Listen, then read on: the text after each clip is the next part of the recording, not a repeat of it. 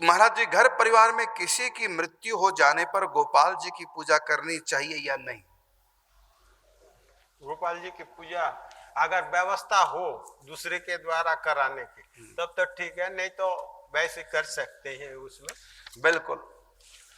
देखिए, जो मंदिर में वैदिक रीति से जहां भगवान की स्थापना होती है अचल, वहां पर नहीं जाना चाहिए, वहां सेवा पूजा नहीं करनी चाहिए। सार्वजनिक मंदिर। हाँ, दूर से। यदि आपका प्रतिदिन मंदिर में जाने के नियम है, ऐसी स्थिति में आप मंदिर के द्वार से बाहर रहिए, ध्वजा पताका है, कलश है मंदिर का शिखर, वहीं से प्रणाम करके लौट जाइए, भीतर नहीं जाते। ये शास्त्र का विधान है, क्योंकि वहां कुछ कर्म कांड की रीति हमको पालन करनी पड़ती है, और सामाजिक रीति भी है। हाँ। और फिर हमारे घर के जो ठाकुर, जिसने तो कहा कि घर में 12 उंगल से बड़े ठाकुर जी नहीं होने चाहिए और अचल स्थापना नहीं होनी चाहिए, सचल हो।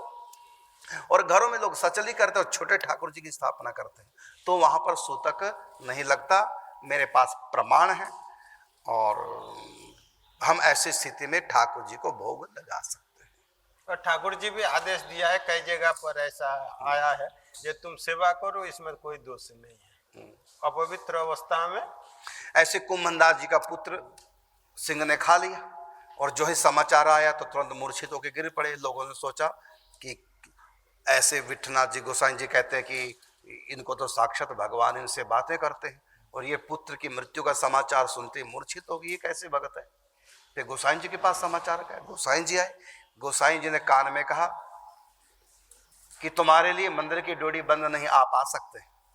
इतना सुनते खड़े हो गए, प्रसन्न हो गए, नाचने लगे।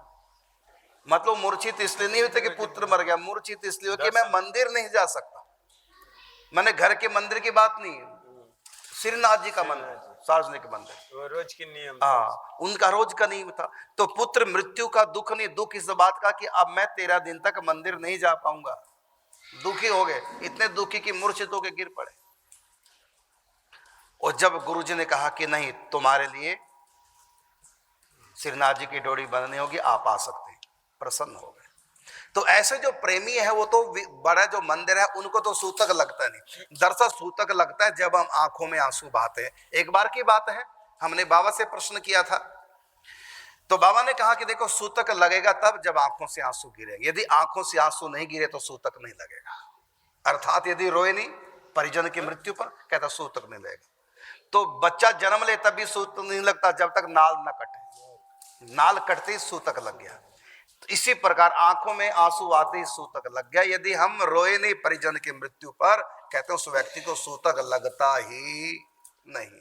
तो ये मतलब जो अपने परिजन के लिए दुख व्यक्त हुआ, तो दुख हुआ तो सूतक होगा, नहीं हुआ तो नहीं होगा। बिल्कुल, सूतक लगता है। जैसे कि हमने बड़ों से सुना है कि आंखों में यदि आंसू आ गए मृत्यु के बाद अपने परिजन की, तो उस समय सूतक लगता है। यदि मृत्यु में आंखों में आंसू नहीं है तो सूतक नहीं लगता। ये भी ऐसा हमने पढ़ा तो नहीं, अब तक किसी ग्रंथ में ऐसा पढ़ा तो नहीं, लेकिन बड़ों से सुना है, तो हमको बड़ों की बात पर विश्वास है।